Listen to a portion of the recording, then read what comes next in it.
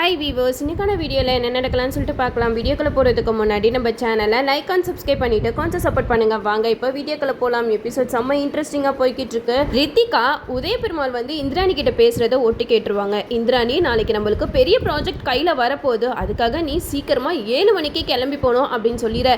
இதை கேட்ட இந்திராணியும் 4 மணிக்கெல்லாம் அலாரம் வச்சு தூங்கிடுவாங்க. இந்த விஷயத்தை தெரிஞ்சுக்கிட்டு ரித்திகா எப்படியாவது இந்திராணியை பழி வாங்கணும், என்னை எந்த அளவுக்கு அவமானப்படுத்தியிருக்க உன்னை நான் சும்மா விட மாட்டேன், நாளைக்கு நீ எப்படி ப்ரெசன்டேஷனுக்கு போகிற அப்படிங்கிறத நான் பார்க்குறேன் அப்படின்னு சொல்லிட்டு இந்திராணி வச்ச அந்த 4 மணி அலாரத்தை 9 மணியாக மாற்றிடுறாங்க. ரித்திகா இந்திராணி ரூம்லேருந்து வெளியில் வரதை ஐலி நோட் பண்ணுறாங்க. அப்போ ரித்திகா கிட்ட கேட்குறாங்க, என்ன ரித்திகா, இந்திராணி நீ ரூமில் நீ என்ன பண்ணிக்கிட்டு இருக்க அப்படின்னு சொல்லிட்டு கேட்க, அதுக்கு ரித்திகா சொல்கிறாங்க, உனக்கு எதுக்கு தேவையில்லாத வேலை, நான் சும்மா வாக்கிங் போயிட்டு வந்தேன், நீ சும்மா என் விஷயத்துலலாம் தேவையில்லாமல் மூக்க நுழைக்காது அப்படிங்கிற மாதிரி சொல்ல. இதை கேட்ட ஐலி சொல்கிறாங்க, இல்லை ரித்திகா, நீ எப்போயுமே இந்த சைடு வரமாட்டியே, அதான் கேட்டேன் அப்படின்னு கேட்குறாங்க. அதுக்கு ரித்திகா சொல்கிறாங்க, நீ சும்மா நான் இங்கே வந்தேன் அங்கே போனேன் அப்படின்னு சொல்லிட்டு யார்கிட்டே சொல்லிட்டு இருக்காது அப்படின்ட்டு போயிடுறாங்க. அப்போ ஐலிக்கு மனசில் ஒரு சந்தேகம் வருது, இந்த ரித்திகா சும்மா வரமாட்டாள், ஏதாவது ஒரு வேலையோட தான் வந்திருப்பா, என்ன நடக்க போகுதுன்னு தெரியல, நம்மளும் பொறுமையாக பொறுத்து இருந்து பார்ப்போம்னு சொல்லிட்டு ஐலியும் அங்கேருந்து போயிடுறாங்க. மறுநாள் காலையில் ரித்திகா சீக்கிரமாகவே எழுந்திரிச்சு குளிச்சுட்டு பூஜையெல்லாம் பண்ணிக்கிட்டு இருக்காங்க. இதெல்லாம் பார்த்துட்டு ஐலியால் நம்பவே முடியல, என்னது இது ரித்திகா பூஜைலாம் பண்ணிக்கிட்டு இருக்கா, அதுவும் சீக்கிரமாக எழுந்திரிச்சிட்டாலே அப்படின்னு ரித்திகாவே பார்த்துக்கிட்டு இருக்காங்க. இதை பார்த்த ஜமுனா ஐலி கிட்ட சொல்கிறாங்க, என்ன ஐலி ரித்திகா குறுகுறன்னு பார்த்துக்கிட்டு இருக்க, என்ன அவள் சீக்கிரமாக எந்திரிச்சதே இல்லையா, என்னமோ அதிசயத்தை பார்க்குற மாதிரி பார்க்குற அப்படிங்கிற மாதிரி சொல்ல. அதுக்கு ஐலி சொல்கிறாங்க, இல்லை சித்தி, எப்போவுமே அவள் லேட்டாக தானே எழுந்திரிப்பா, இன்றைக்கி கொஞ்சம் சீக்கிரமாக எழுந்திரிச்சிட்டாலேன்னு சொல்லி தான் பார்த்துட்டு இருந்தேன் அப்படின்னு சொல்லிட்டு சமாளிக்கிறாங்க. இந்த சைடு வீட்டில் உள்ளவங்களாம் ரித்திகா பூஜை பண்ணுறதை பார்த்து பயங்கரமாக ஷாக் ஆகி நிற்கிறாங்க. அப்போது ரித்திகா அந்த பூஜை தட்டை தூக்கிட்டு உதய பெருமாள் கிட்ட போயிட்டு ஆசீர்வாதம் வாங்குறதுக்காக போகிறாங்க. அப்போது தெரியாதனமா அதில் இருக்கிற கற்பூரம் கீழே விழுந்துருது. அப்போ கீழே விழுந்தோடனே ரித்திகா சொல்கிறாங்க, எல்லாருமே அதை அப்படியே தொட்டு கும்பிட்டுக்கோங்க அப்படின்னு சொல்ல. இதை கேட்ட எல்லாருமே ரித்திகாவை ஒரு மாதிரி பார்க்குறாங்க. அப்போது ஜமுனா ரித்திகாவை பற்றி சொல்கிறாங்க, இவ வேற ஒரு விஷயத்த நல்லா பண்ணிட்டீங்கன்னா எப்பயும் சொதப்பிக்கிட்டே இருக்கா அப்படின்னு சொல்லிட்டு சாம கோவப்படுறாங்க. இந்த இடத்துல எல்லாருமே ரித்திகாவை பார்த்து பயங்கரமாக கோவப்படுறாங்க. என்ன ரித்திகா நினச்சிட்டு இருக்கேன் நீனு, அந்த கீழே இருக்கிற சூழத்தை தொட்டு யாராவது கும்பிடுவாங்களா அப்படிங்கிற மாதிரி சொல்லும்போது நம்ம ஐலி ஒரு பூ எடுத்து அந்த கற்பூரத்தை அந்த தட்டில் வச்சிடுறாங்க. அப்போ ரித்திகா கேட்குறாங்க, என்ன இந்திராணி நீ இன்னும் காணா அப்படின்னு சொல்லிட்டு கேட்க, அதுக்கு உதய பெருமாள் சொல்கிறாங்க, அவ ஒரு ப்ராஜெக்ட்டுக்காக காலையில் 7 மணிக்கே கிளம்பி போயிருப்பா அப்படிங்கிற மாதிரி சொல்லும்போது ஐலி யோசிக்கிறாங்க, என்னது இது, இந்திராணியோட செருப்பு வெளியில தான் இருக்கு, அது மட்டும் இல்லாமல் காரம் வெளியில தான் நிற்கிறத நம்ம பார்த்தோம், அவங்க எப்படி அந்த ப்ராஜெக்ட்டுக்கு போயிருப்பாங்க, ஒன்றும் புரியலையே அப்படின்னு சொல்லிட்டு யோசிச்சுட்டு இருக்கும்போது ரித்திகா மனசில் நினைக்கிறாங்க, ஆமாம் நான் வச்ச அலறதுக்கு இன்னும் அந்த இந்திராணி தூங்கிட்டு தான் இருப்பா, அவள் எப்படி ப்ராஜெக்ட்டுக்கு எழுந்திரிச்சு போயிருப்பா, இன்னைக்கு அவள் ப்ராஜெக்ட் சொதப்பல் ஆயிடுச்சு, அது என்னால் அப்படின்னு சொல்லிட்டு ரொம்பவே சந்தோஷப்பட்டுட்டு இருக்காங்க. அந்த நேரம் பார்த்து நம்ம இந்திராணிக்கு ஃபோனில் அலாரம் அடிக்குது.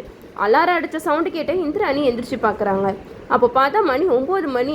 அதுவும் இல்லாமல் அந்த ப்ராஜெக்ட் மேனேஜரோட பிஏ இந்திராணிக்கு நிறைய தடவை கால் பண்ணியிருப்பாங்க. மறுபடியும் நம்ம இந்திராணி அவங்களுக்கு கால் பண்ணால் அவங்க அட்டன் பண்ணியிருக்க மாட்டாங்க. அதனால நம்ம இந்திராணி செம்மையாக கடுப்பாயிடுறாங்க. என்னது இது, நம்ம 4 மணிக்கு தானே அலாரம் வச்சோம், அது எப்படி 9 மணியாக மாறிடுக்கும், ஒன்றுமே புரியலையே அப்படின்னு சொல்லிட்டு செம்ம டென்ஷனாக பெட்டை விட்டு எந்திரிச்சு வராங்க. அப்போ இந்திராணி வரதை பார்த்துட்டு உதய பெருமாள் பயங்கரமாக ஷாக் ஆகுறாங்க. என்னம்மா இந்திராணி நீ ப்ராஜெக்ட்டுக்கு போகலையா அப்படிங்கிற மாதிரி கேட்க, அப்போ இந்திராணி சொல்கிறாங்க, இல்லை சித்தப்பா, நான் எப்போயுமே 4 மணிக்கு தான் அலாரம் வச்சுருந்தேன், ஆனால் அது எப்படி 9 மணியாக மாறிச்சுன்னு எனக்கு தெரியவே இல்லை, நான் அந்த ப்ராஜெக்டை மிஸ் பண்ணிட்டேனே அப்படின்னு சொல்லிட்டு ரொம்ப ஃபீல் பண்ணிக்கிட்டு இருக்காங்க. அப்போது உதய பெருமாள் சொல்கிறாங்க, நீ எதுவும் தெரியாமல் மாற்றி வச்சுருப்போமா அப்படின்னு சொல்ல. இதை கேட்ட இந்திராணி சொல்கிறாங்க, இல்லை சித்தப்பா, நான் கரெக்டாக தான் வச்சேன், எப்படி மாறுச்சுன்னு எனக்கு ஒன்றுமே புரியலையே, இது எவ்வளோ பெரிய ப்ராஜெக்ட், இந்த ப்ராஜெக்ட் மட்டும் நம்மளுக்கு கிடச்சிருந்துச்சுன்னா நம்ம கம்பெனி எங்கேயோ போயிருக்குமே அப்படிங்கிற மாதிரி சொல்லி நம்ம இந்திராணி ஃபீல் பண்ணிக்கிட்டு இருக்காங்க. அந்த நேரம் பார்த்து நம்ம ஐலி ரித்திகாவை தான் பார்க்குறாங்க. கண்டிப்பாக இது ரித்திகாவோட வேலையாக தான் இருக்கும். ஏன்னா ரித்திகா தான் நேற்று இந்திராணி நீ ரூமுக்கு போயிட்டு வந்தா, ஒருவேளை அவள் தான் இந்த விஷயம் தெரிஞ்சு எப்படியாவது மாற்றி வச்சுருக்கணும், நம்ம ரித்திகாவை சும்மா விடக்கூடாது அப்படின்னு சொல்லிட்டு ரித்திகாவை தனியாக கூட்டிகிட்டு போய் பேசுகிறாங்க. ரித்திகா, ஒழுங்கு மரியாதையே உண்மையை சொல்லு, நீ தானே அந்த அலாரத்தை மாற்றி வச்ச அப்படின்னு கேட்க, அதுக்கு ரித்திகா சொல்கிறாங்க, என்ன ஐலி வளர்ற, எனக்கு என்ன தேவை வந்துச்சு, நான் எதுக்காக அந்த அலாரத்தை மாற்றி வைக்கணும் அப்படின்னு சொல்கிறாங்க. அதுக்கு ஐலி சொல்கிறாங்க, இல்லை எனக்கு நல்லாவே தெரியும், நீ இந்த ப்ராஜெக்ட் விஷயம் பேசுகிறத ஒட்டு கேட்டிருக்க, அதை கேட்டுட்டு இதை எப்படியாவது கேட்கணும் அப்படின்னு சொல்லி தான் நீ அந்த அலாரத்தை மாற்றி வச்சிருக்க, அதனால தான் நேற்று உன்னை நான் இந்திராணியை நீ ரூமில் பார்த்துருக்கேன் அப்படிங்கிற மாதிரி சொல்ல. இதை கேட்ட ரித்திகாவுக்கு செம்ம கோவம் வருது. என்ன ஐலி, இந்த வீட்டில் எது நடந்தாலும் அதை நான் தான் பண்ணேன்னு சொல்வியா அப்படிங்கிற மாதிரி கத்திக்கிட்டு இருக்காங்க. அப்போ இந்திராணிக்கு ரித்திகா மேலே சந்தேகம் வருது. என்ன ஐலி தனியாக ரித்திகாவை கூட்டிகிட்டு போய் பேசிகிட்டு இருக்கா, ஒன்றும் புரியல அப்படின்னு சொல்லிட்டு ரித்திகா ஐலி 2 பேர் பேசுகிறத ஓட்டு கேட்டுட்டு இருக்காங்க. அப்போது ரித்திகா ஐலி கிட்ட சொல்கிறாங்க, இங்கே பாரு ஐலி, எனக்கு எந்த தேவையும் இல்லை, நான் எதுக்காக அந்த அலாரத்தை மாற்றி வைக்கணும் அப்படின்னு பேசுகிறத கேட்டுட்டு இந்திராணிக்கு செம்ம கோவம் வருது. கண்டிப்பாக இந்த வேலையை ரித்திகாவை தவிர வேறு யாராலையும் எதுவும் பண்ணியிருக்க முடியாது அப்படின்னு சொல்லிட்டு அங்கே போயிட்டு ரித்திகா கிட்ட கேட்குறாங்க. ரித்திகா ஒழுங்கு மரியாதையும் உண்மையை சொல்லு, எதுக்காக அலாரத்தை மாற்றி வச்சு அப்படிங்கிற மாதிரி கேட்கும்போது ரித்திகா சொல்கிறாங்க, இல்லை நான் எதுவுமே பண்ணல அப்படின்னு சொல்ல நம்ம இந்திராணி கேட்குறாங்க, உன் அம்மா மேலே சத்தியமாக சொல்லு அப்படின்னு கேட்கும்போது நம்ம ரித்திகாக்கா என்ன சொல்கிறதுனே தெரியல. கொஞ்சம் நேரம் அப்படியே யோசிச்சுக்கிட்டு இருக்காங்க. கடைசியில் உண்மையை ஒத்துக்கிறாங்க. ஆமாம் நான் தான் அலாரத்தை மாற்றி வச்சேன் அப்படின்னு சொல்லிட்டு கத்துறாங்க. இதை கேட்ட இந்திராணிக்கு சாம கோவம் வந்து ரித்திகாவை பல்லார்னு அரைஞ்சிடுறாங்க. உனக்கு கொஞ்சம் கூட அறிவே இல்லையா? இப்படி ஒரு பழி வாங்குற எண்ணத்தோட இந்த வீட்டில் இருக்கியே, இந்த ப்ராஜெக்ட் கிடைச்சிருந்தா நம்ம கம்பெனி எங்கேயோ போயிருக்கோம் தெரியுமா, அதை நீ இப்படி கெடுத்துட்டியே ரித்திகா அப்படின்னு சொல்லிட்டு பயங்கரமாக திட்டுறாங்க. இதெல்லாம் கேட்டுட்டு ரித்திகா வந்து ஜமுனா கிட்ட சொல்கிறாங்க, பாத்தியாம்மா எப்படியெல்லாம் பண்ணுறாங்க, இவங்க இப்படிலாம் பண்ணதான் எனக்கு இவங்க மேலே கோவம் வந்து நான் இந்த மாதிரியெல்லாம் பண்ணுறேன் அப்படின்னு சொல்லிட்டு ரித்திகா வந்து சொல்கிறாங்க. அப்போ இந்திராணி சொல்கிறாங்க, இப்படி ஒரு பழி வாங்குற எண்ணத்தோடு இருக்கிற உனைய இந்த வீட்டில் நான் வச்சுருக்க மாட்டேன். கண்டிப்பாக நீ இந்த வீட்டில் இருந்தனா இந்த வீட்டுக்கு தான் ஆபத்து. கூடவே இருந்து குளிப்பறிக்கிற உன்னை நான் என்றைக்குமே மன்னிக்க மாட்டேன். இந்த வீட்டை விட்டு வெளியில் போயிரு தயவு செஞ்சு அப்படிங்கிற மாதிரி ரித்திகாவை இந்திராணி செம்மையாக திட்டுறாங்க. இதை கேட்டுட்டு செல்வராணி சொல்கிறாங்க, இங்கே பாரு இந்திராணி, நீ அவளை திட்டத்தை விட்டுட்டு அவள் எதுக்காக இப்படியெல்லாம் பண்ணா அப்படிங்கிற மாதிரி கேளு அப்படின்னு சொல்ல இதை கேட்ட இந்திராணி சொல்கிறாங்க, இல்லை சித்தி நீங்கள் கொஞ்சமாவது யோசிச்சு பாருங்கள், இந்த ப்ராஜெக்ட் எவ்வளோ பெரிய ப்ராஜெக்ட், இது நம்ம கைக்கு வந்திருந்தா எவ்வளோ நல்லதெல்லாம் நடந்திருக்கும் தெரியுமா, அதை இவ இப்படி கெடுத்துட்டாலே என்னைய பழி வாங்கணும்னா நீ என்னைய மட்டும் பழி வாங்க வேண்டியதானே, எதுக்காக இப்படி ஒரு நல்லது நடக்கும்போது அதுக்கு தடங்களாக வந்து நீ நிற்கிற அப்படின்னு சொல்லிட்டு ரித்திகாவை செம்மையாக திட்டிக்கிட்டு இருக்காங்க. அப்போது ஜமுனா வந்து எதுவுமே பேசாமல் அமைதியாக நிற்கிறாங்க. செல்வராணி சொல்கிறாங்க, இங்கே பாரு இந்திராணி, நான் ஒன்று சொல்கிறேன் தப்பாக எடுத்துக்காத, அவள் வந்து நம்ம கம்பெனிக்கு வரணும்னு ஆசைப்படுறா, ஒரு தடவை அவளை கம்பெனிக்கு கூட்டிகிட்டு போ, அப்படி கூட்டிகிட்டு போனேன்னா கண்டிப்பாக அவளோட கோபம் எல்லாமே போயிடும், அவன் இப்படியெல்லாம் பண்ணுறனால தான் அவள் இன்னும் உன் மேலே அதிகமாக கோவப்பட்டுக்கிட்டே இருக்கா அப்படிங்கிற மாதிரி சொல்கிறாங்க. இதை கேட்டுட்டு இந்திராணி கொஞ்சம் நேரம் யோசிக்கிறாங்க.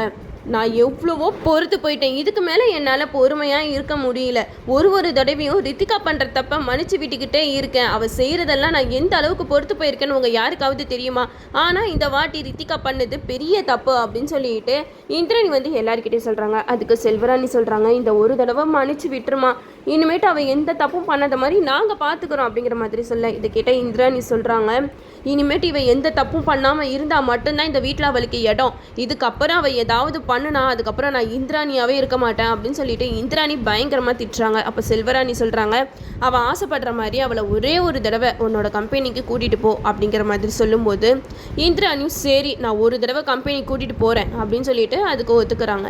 அப்போது ரித்திகா வந்து ஐலியை பார்த்து சொல்கிறாங்க, ஐலி இப்போ உனக்கு சந்தோஷமா, நீ நினச்சதை சாதிச்சிட்டல அப்படிங்கிற மாதிரி சொல்ல அதுக்கு ஐலி சொல்கிறாங்க, ரித்திகா நீ பண்ணது தப்பு, அதை தான் நான் தட்டிக்கிட்டேன், இதில் என்ன இருக்குது அப்படிங்கிற மாதிரி ஐலி கேட்குறாங்க. அப்போ செல்வராணி சொல்கிறாங்க, ரித்திகா நீ விடு, அவளை அப்புறமேட்டுக்கா பார்த்துக்கலாம் அப்படின்னு சொல்லிடுறாங்க. அப்போ செல்வராணி வந்து ரித்திகா கிட்ட சொல்கிறாங்க, ரித்திகா இந்த வீட்டில் பிரச்சனை வருது ஐலியால் மட்டும்தான், இந்த ஐலி சிவா இவங்க 2 பேருமே இந்த வீட்டை விட்டு போயிட்டாங்கன்னா கண்டிப்பாக நீ ரொம்பவே ஃப்ரீயாக இருக்கலாம் அப்படிங்கிற மாதிரி சொல்ல அதுக்கு ரித்திகா சொல்கிறாங்க, அதுக்கான வழியை நான் எவ்வளவோ பண்ணி பார்த்துட்டேன் அத்தை, ஆனால் அவளை என்னால் வீட்டை விட்டு துரத்த முடியல, அந்த இந்திராணி அண்ணி ஐலிக்கும் சிவாவுக்கும் சப்போர்ட் பண்ணிக்கிட்டே இருக்காங்க, என்னதான் நம்ம பண்ணுறது அப்படிங்கிற மாதிரி செல்வராணி கிட்ட ரித்திகா சொல்லிக்கிட்டு இருக்காங்க. அதுக்கு செல்வராணி சொல்கிறாங்க, நீ கவலைப்படாத ரித்திகா, கண்டிப்பாக இந்த வாட்டி ஐலி சிவா இவங்க 2 பேருமே வீட்டை விட்டு போக தான் போகிறாங்க, அதை நம்ம கண்கூற பார்க்க தான் போகிறோம் அப்படின்னு சொல்லிட்டு செல்வராணி ஒரு பிளான் பண்ணுறாங்க.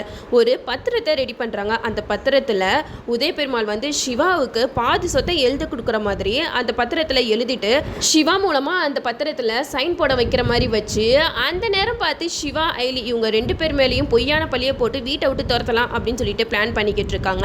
அப்போ கபிலன் வந்து அந்த பத்திரத்தை ரெடி பண்ணிட்டு வந்து செல்வராணி கிட்ட கொடுக்குறாங்க. அம்மா நீங்க சொன்ன மாதிரியே இந்த பத்திரத்துல பக்காவா எல்லாமே எழுதியாச்சு, நீங்க சிவா கிட்ட எப்படியாவது இந்த பத்திரத்தை கொடுத்து அப்பா கிட்ட சைன் வாங்க வைங்க, அப்பா அவனை கையும் கழுவுமா பிடிக்கலாம் அப்படிங்கிற மாதிரி சொல்ல இதை கேட்ட செல்வராணியும் அந்த பத்திரத்தை கையில வச்சுட்டு சிவா வரும்போது நாடகம் ஆடிட்டு இருக்காங்க. இந்த பத்திரத்துல உங்க சித்தப்பா மட்டும் சைன் போடலைன்னா அவ்வளோதான் அப்படிங்கிற மாதிரி சொல்ல இதை கேட்ட சிவா வந்து குடுங்க சித்தி நான் போயிட்டு அப்பா கிட்ட சைன் வாங்கிட்டு வரேன் அப்படின்னு சொல்லிட்டு அந்த பத்திரத்தை வாங்கிட்டு போறாங்க. அப்போ செல்வராணி வந்து சிரிக்கிறாங்க, என்னடா நீ பத்திரத்தில் சைன் வாங்க போறியா, போ இந்த வீட்டில் இனிமேட்டு உனக்கு இடமே கிடையாது, எவ்வளோ அசிங்கப்பட்டு இந்த வீட்டை விட்டு நீயும் ஐலியும் போக போறீங்க பாருங்க அப்படின்னு சொல்லிட்டு செல்வராணி வந்து சிரிச்சுக்கிட்டு இருக்காங்க. அதுக்கேற்ற மாதிரியே சிவா வந்து உதய பெருமாள் கிட்ட சைன் வாங்க போறாங்க. அப்போ உதய பெருமாள் அதை படிக்காம சைன் போட போறாரு. அப்போ கபிலன் வந்து அந்த பத்திரத்தை எடுத்து இந்த பத்திரத்தில் என்ன எழுதிருக்குன்னு தெரியுமா, கொஞ்சமாவது படிச்சு பார்த்துட்டு சைனை போடுங்க அப்படின்னு சொல்லிட்டு கபிலன் வந்து படிக்கிறாரு. இதுல பாதி சொத்து அந்த சிவா பையனுக்கு தான் போகணும் அப்படிங்கிற மாதிரி எழுதி அப்பாவை ஏமாற்றி சைன் வாங்க பார்க்குறான் இந்த சிவா. இதில் போயிட்டு நீங்கள் தெரியாதனமா சைன் வாங்க போகிறீங்களே அப்படின்னு சொல்லிட்டு பயங்கரமாக அங்கே சண்டை போடுறாரு. கபிலன் வந்து சிவாவோட சட்டையை பிடிச்சி எங்கேருந்தோ வந்துட்டு எங்கள் சொத்துக்கெல்லாம் நீ ஆசைப்பட்டு இருக்கியா, உன்னை சும்மா விட மாட்டேன்டா, இப்போவே உன்னை வீட்டை விட்டு துரத்துறேன் அப்படின்னு சொல்லிட்டு செம்மையாக சண்டை போட்டுட்டு இருக்காங்க. அந்த இடத்துல இந்திராணி அயலி 2 பேருக்குமே ஒன்றுமே புரியல. என்ன கபிலன் பண்ணிக்கிட்டு இருக்க, சிவாவை இந்த மாதிரிலாம் பண்ணுவா? கண்டிப்பாக கிடையவே கிடையாது. அவன் சொத்துக்கு ஆசைப்படுறவனா இருந்திருந்தா நான் அன்னைக்கே அவங்க கையில் காசை கொடுத்தேன், அப்போவுமே அவங்க இந்த வீட்டை விட்டு போயிருக்கணும். ஆனால் அவங்க இந்த வீட்டை விட்டு போல, அவங்க சொத்துக்கோ பணத்துக்கோ ஆசைப்படுறவங்களாம் கிடையாது அப்படின்னு சொல்லிட்டு இந்திராணி வந்து ஒரு பக்கம் சிவாவுக்கு சப்போர்ட் பண்ணிக்கிட்டு இருக்காங்க. அப்போ அயலி சொல்கிறாங்க, கண்டிப்பாக இது போலி பத்திரம், இது சிவாவால் ரெடி பண்ணது கிடையவே கிடையாது. சிவாவை இந்த வீட்டை விட்டு துரத்தணும், சிவாவை பழி வாங்கணும்னு சொல்லிட்டு யாரும் இந்த மாதிரிலாம் பண்ணியிருக்காங்க அப்படின்ட்டு நம்ம அயலி வந்து சூப்பராக நிரூபிச்சிருவாங்க. கடைசியில் செல்வராணியும் கபிலனும் அசிங்கப்பட்டு தான் நிற்க போகிறாங்க. அப்பயாவது உதய பெருமாள் வந்து சிவா தன்னோட பையன் தான் அப்படிங்கிற உண்மையை எல்லாரும் முன்னாடி சொன்னால் சூப்பராக இருக்கும். நம்மளும் வெயிட் பண்ணி பார்ப்போம். ஓகே வீவர்ஸ், இந்த வீடியோ உங்களுக்கு பிடிச்சிருந்தா லைக் பண்ணுங்கள், மறக்காமல் நம்ம சேனலை சப்ஸ்கிரைப் பண்ணிடுங்க.